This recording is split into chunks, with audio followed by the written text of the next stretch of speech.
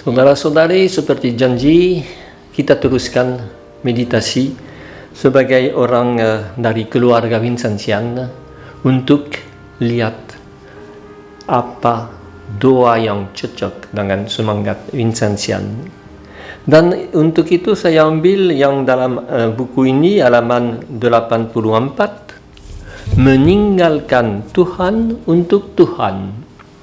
Itu sesuatu yang selalu mengherankan kalau kita sebut itu di bagian orang yang bukan Vincentian.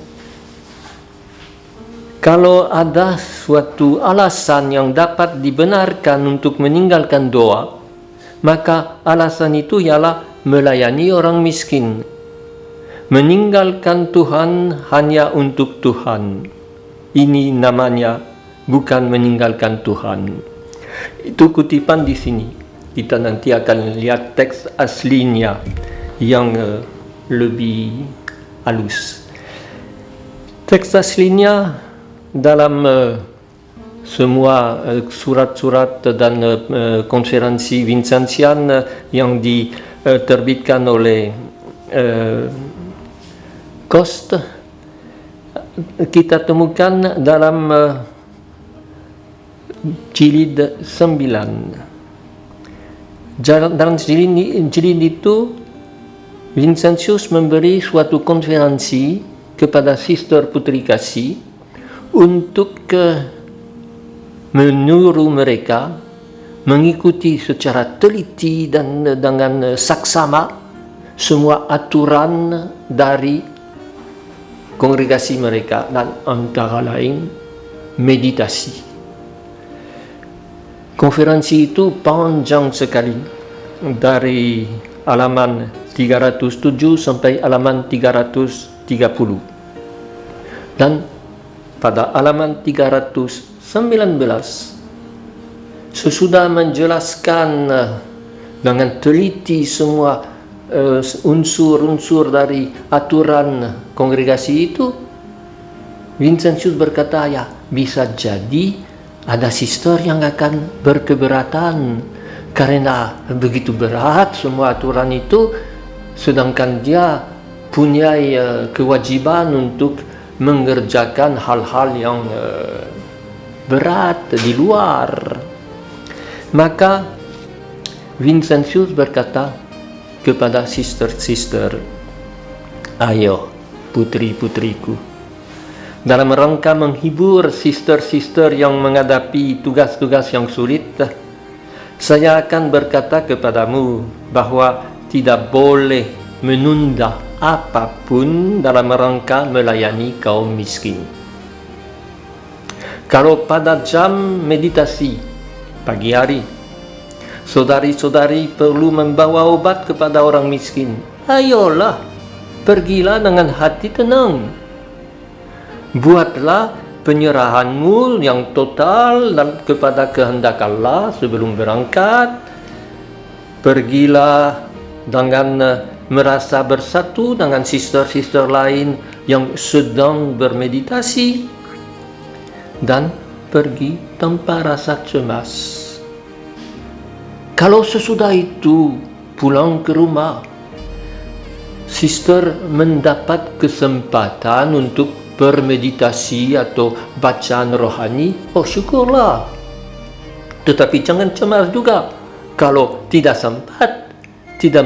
Jangan merasa salah karena mengira bahwa engkau sudah melalaikan sesuatu. Orang tidak kehilangan apapun kalau meninggalkan meditasi karena ada alasan yang bisa dibenarkan. Dan alasan itu, hai putri-putriku, ialah melayani sesama. Bukanlah meninggalkan Allah kalau kita meninggalkan Allah untuk Allah, yaitu meninggalkan suatu karya untuk Allah, untuk melakukan karya yang lebih mendesak, yang lebih membawa jasa. Kalau sister meninggalkan meditasi atau bacaan rohani atau sesuatu lain yang keinginan merasa diam-diam untuk berdoa.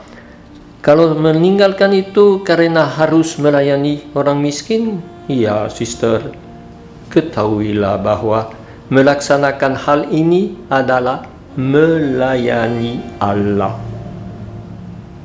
Betapa besar hiburan untuk seorang sister putri kasih kalau dia bisa memikirkan, saya pergi melayani kaum yang miskin, yang adalah orang yang harus melayani sesuai dengan jadwalnya, tetapi Allah akan menerima hal itu sebagai penggantian atas meditasi yang seharusnya saya lakukan sekarang.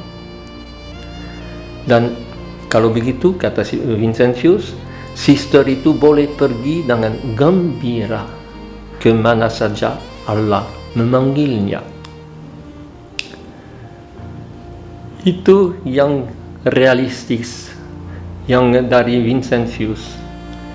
Tentunya perlu kita pikirkan, kalau sister bermeditasi dan meditasinya kosong, gersang, tidak temu dengan Allah, kita bisa bayangkan bahwa nanti kalau dia akan pergi melayani orang miskin, sama kosong, sama tidak berarti, hanya sebagai pelayan sosial seperti siapa saja.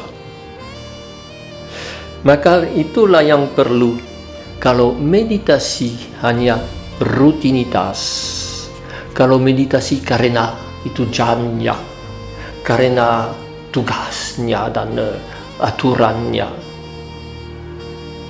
tetapi tidak dengan segenap hati, menunggu Allah datang seperti yang kita katakan dalam bicara sebelumnya. Kalau hanya hadir secara fisik, maka sama juga akan kosong pelayanan kita untuk membawa kabar gembira kepada orang miskin.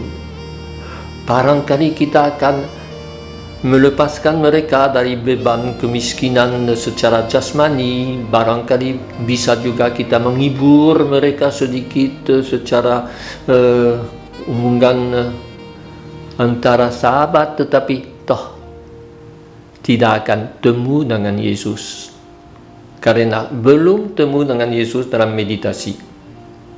Itu yang perlu kita tarik, meninggalkan Allah untuk bertemu dengan Allah. Tetapi kalau waktu saya meninggalkan belum temu dengan Allah, saya tidak akan temu Dia kalau saya meninggalkan.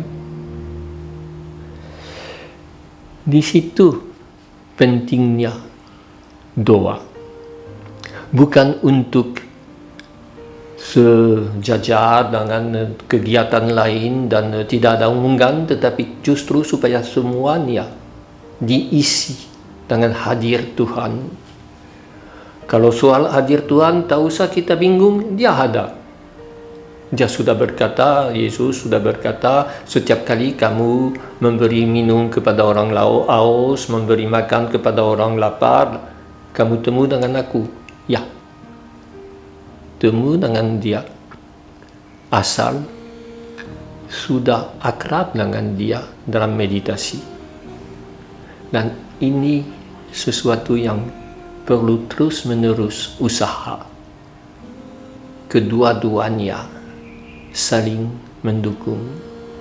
Saya akan bertemu dengan Yesus dalam orang miskin kalau saya sudah bertemu Dia dengan doa. Saya akan temu Dia dalam doa kalau saya mendekati orang miskin sebagai Yesus. Timbal balik. Kedua-duanya perlu.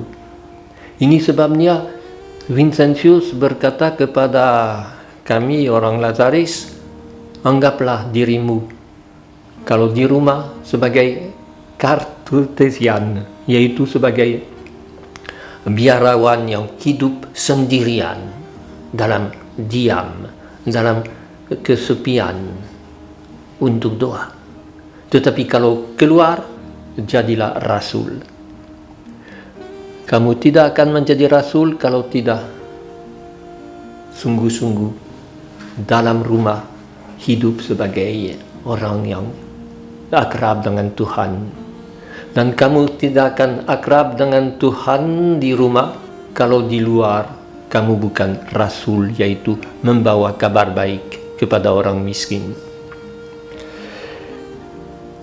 Saya tahu bahwa ini bukan laku saja untuk Putri Kasih atau untuk Lazaris, untuk siapa saja yang sudah sadar bahwa Tuhan hadir. Dan ini melampaui pun batas agama. Kalau lihat orang-orang yang agama lain begitu bersemangat untuk mendekati orang miskin dan untuk berdoa, kita bisa pikir bahwa mereka juga menikmatinya. Apalagi kita yang sudah tahu bahwa janji Yesus, kalau kamu memberi makan kepada orang miskin, mengunjungi orang sakit, aku dikunjungi. Sadarkah kita akan hal itu, atau rutinitas, atau hanya simpati tanpa dimensi rohani? Ini mengubah semua. Saya sendiri masih sedang berjuang untuk mencapai itu. Apalagi sekarang sebagai orang yang lebih sering kartesian dari Rasul karena sudah berpensiun.